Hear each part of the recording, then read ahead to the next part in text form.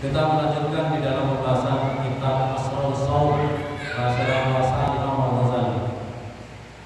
Wakadzalika begitu juga dengan as-shaum maka lahu wa musharrifan binisbah ilaihi wa in kanat ibadah kullaha lahu. Begitu juga karena puasa ini adalah karena Allah. Sesungguhnya puasa ini adalah karena Allah. Wa musharrifan binisbah ilaihi, dan dimuliakan karena puasa ini dinisbatkan kepada Allah Subhanahu wa taala. Wa in kanat ibadah kullaha lahu, dan begitu juga memang walaupun adanya ibadah, semua ibadah-ibadah juga karena Allah. Sebagaimana dimuliakan Baitullah, atau disebut dengan Baitullah binisbat ila nafsi, dinisbatkan kepada zatnya Allah Subhanahu wa taala. Dan semua ibadah wa ma'tukullaha, dan semua ibadah-ibadah yang di bumi ini karena Allah Subhanahu wa taala. Lima naya. Kenapa puasa seperti ini? Karena ada dua makna. Puasa seperti ini karena ada dua arti, dua makna. Ahaduma, salah satunya adalah an-shaum kafun wa taqun. Wa fi nafsi sirrun laisa fi amalun musyahidun. Karena yang pertama adalah puasa ini mengandung latihan menahan diri dan meninggalkan perkara-perkara yang dilarang. Kafun kita dilatih untuk mampu menahan diri. Wa huwa fi nafsi sir, begitu juga di dalam dirinya puasa ini ada rahasia. Laisa fihi, tidak ada fihi di dalam shaum apa amalun, tidak ada amalan-amalan puasa yang bisa dilihat oleh orang lain. Wa jami'u amalan ta'ah bimasyadin minal khalqi wa marah. Tapi semua amal-amal yang lain itu bisa dilihat oleh makhluk dan bisa dilihat, ya, bisa disaksikan dan bisa dilihat oleh orang lain. Sholat kita, kalau sholat kita benar, puasa kita, zakat kita, haji kita, wudhu kita, kalau kita bertijarah kita dan sebagainya, itu bisa dilihat oleh orang lain, bisa dinilai oleh orang lain. Tapi kalau puasa ini benar-benar rahasia, benar-benar amalan puasa ini rahasia. Bagaimana kita tidak boleh marah, tidak boleh ghibah, tidak boleh melihat perkara yang menimbulkan syahwat, tidak boleh kita makan minum. Untuk makan minum ini susah, ya apa tidak? Untuk makan minum ini kita kan susah. Kalau kita umpamanya di rumah makan, siapa tahu? Kita di kamar sendiri, umpamanya di kamar sendiri, terus ada minuman, langsung kita minum, siapa yang tahu? Kelihatan di luar puasa, tapi di dalam sudah makan dan tidak tahu. Maka oleh karena itu puasa itu memang amalan-amalan yang memang khusus, amalan-amalan khusus. Ini yang pertama. Luasam la yarah ilallah. Puasa ini tidak bisa dilihat kecuali hanya Allah Subhanahu wa taala. Wa inna amal fil batin bisabri al-mujarrad. Karena di dalam puasa ini adalah suatu amalan batin dengan kesabaran yang khusus, dengan amal-amal sabar yang khusus. Karenanya puasa ini hanya bisa dilakukan oleh orang-orang yang bertakwa, orang-orang yang ikhlas, orang-orang yang sabar. Wasani, kata Imam Ghazali, wasani yang kedua adalah annahu taharatu li'adillah.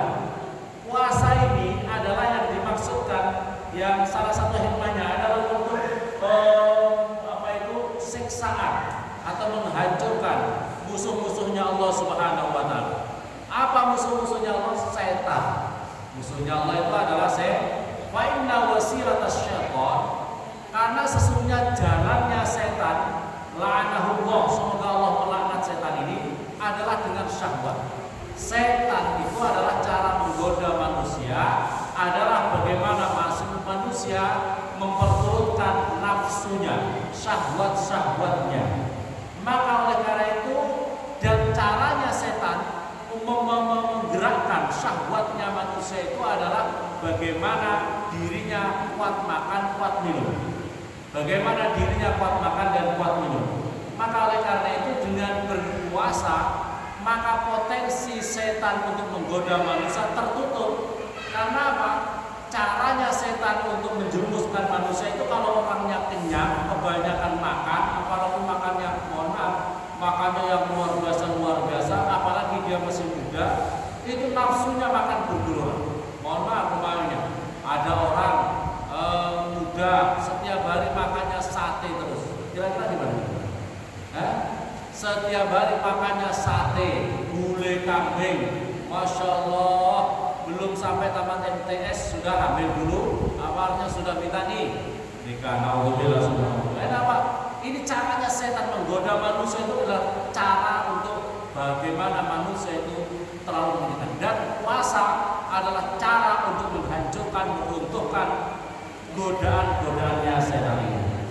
Karena Allah kata Rasulullah sallallahu alaihi wasallam, "Inna syaitana la yajri min ibni Adam majrah." Sesungguhnya setan, kata Nabi, sesungguhnya setan itu berjalan di dalam keturunan anak Adam itu adalah mengikuti aliran darah. Majradam, tempat alirannya darah. Fadhilu majari ibnu, maka sempitkanlah jalannya setan itu dengan lapar. Sempitkanlah jalannya setan menggoda kita ini dengan lapar. Walidhalika qala sallallahu alaihi wasallam li Aisyah, begitu juga Rasulullah bersabda kepada Siti Aisyah radhiyallahu anha, dawami qur'aba bil jannah. Wahai Aisyah, teruslah kamu mengetuk-ketuk pintunya surga. Wahai Aisyah, teruslah kamu mengetuk pintu-pintunya surga. Maka Siti Aisyah berkata, gimana dengan apa ya Rasulullah? Rasulullah SAW bilju, dengan banyak lapar. Dengan banyak lapar. Kata Rasulullah SAW, caranya mengetuk pintu surga, ketuk-ketuk pintu surga itu adalah banyak lapar, jangan banyak kenyang. Banyak lapar. Kalau kita malam kalau kenyang itu susah bangun malam, ya. Tapi kalau makannya kita sedikit khusus malam, agak mudah untuk kita bangun malam. Kalau kebanyakan makan susah kita bangun. Maka ini adalah caranya untuk menutup pintu surga. Wa sayati fadlul fi kitab as-sahrat ta'am. Fi kitab as-sahrat ta'am. Nanti akan dijelaskan dalam keterangan kitab Ihya Ulumuddin, akan dijelaskan di dalam bab masalah apa jahatnya, jeleknya kebanyakan makan. Wa alaji, dan menyembuhkannya min rubil muhlikat, daripada seperempat perkara yang menghancurkan manusia. Fala makana sawmal khusus qam'an lisyaitan wa saddan limasalihi wa tadyiqan limajari istahaq at-takhsis binisbah ila Allah azza wa jalla. Karena puasa ini adalah fala makana sawmal khusus, atas yang khusus ini adalah merusak, menghancurkan daripada potensi godaan setan dan menutup jalan-jalannya setan dan untuk mempersempit jalannya setan, maka puasa ini menjadi sangat khusus, dikhususkan karena dinisbatkan kepada Allah Subhanahu wa taala. Fa fi qawiyatu billahi uswatun lillah, dan bagi seseorang yang mampu untuk mengalahkan, merusak, menghancurkan potensi godaannya setan, maka orang itu adalah sesungguhnya sedang menolong Allah Subhanahu wa taala. Dan wa nasallallahu taala maquf ala nusrah. Dan orang yang menolong Allah dalam apa itu menutup pintu-pintunya setan ini, artinya orang itu juga akan ditolong oleh Allah Subhanahu wa taala. Jadi orang yang menolong agama Allah dan menghadap para perusak agama Allah, yaitu setan dan para pengikut-pengikutnya, maka orang itu juga akan dijanjikan ditolong oleh Allah Subhanahu wa taala. Firman Allah, a'udzu billahi minasyaitonir rajim. Ya ayyuhalladzina amanu, ya ayyuhalladzina amanu in tansurullaha yansurkum wa yusabbit aqdamakum. Wahai orang-orang yang beriman, in tansurullah, jika kamu menolong Allah, yansurkum, maka kamu akan ditolong Allah. Maka oleh karena itu hadirin, ini yang penting dalam kehidupan kita ini. Kita niatkan bahwa hidup kita ini adalah niat membantu menolong agama Allah, niat menolong agamanya Allah Subhanahu wa taala. Yang pertama, kalau kita niat menolong, janjinya Allah yang surkum, maka Allah akan menolong kalian semuanya. Wa yusabbit aqdamakum, dan Allah akan mengokohkan pada pijakan kalian semuanya, pada kedudukan kalian semuanya.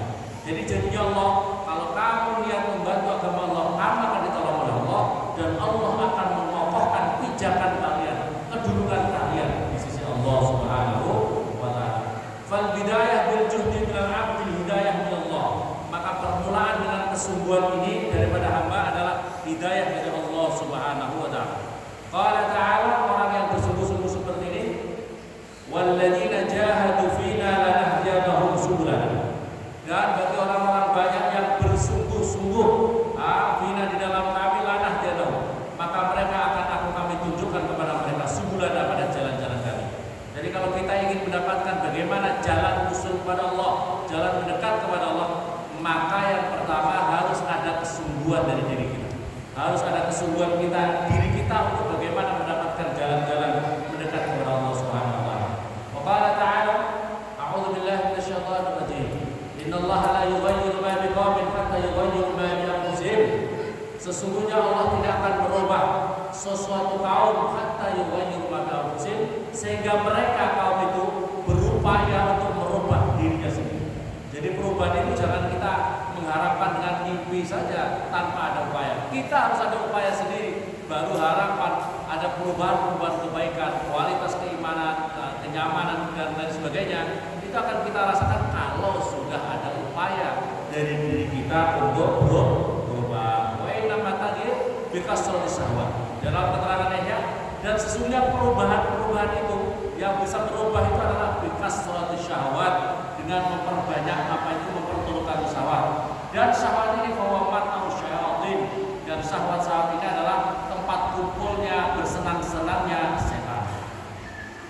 Maka selama hawa nafsu manusia ini masih mendominasi manusia, maka setan akan leluasa bergerak menjatuhkan, menghancurkan, mendorong kita dalam kejahatan-kejahatan. Dan kalau setan masih mendominasi diri kita, maka bagaimana kita ini cahaya-cahaya keagamaan Allah, bagaimana hati kita bisa terbuka, bagaimana cahaya-cahaya keagamaan Allah bisa nampak di dalam diri kita. Tidak akan bisa, hati kita masih tetap akan gelap gulita kalau nafsu-nafsu masih menguasai diri kita. Qala sallallahu alaihi wasallam, laula anna syaitan yahumuna ala qulubi bani adam la radu ila malakutis sama.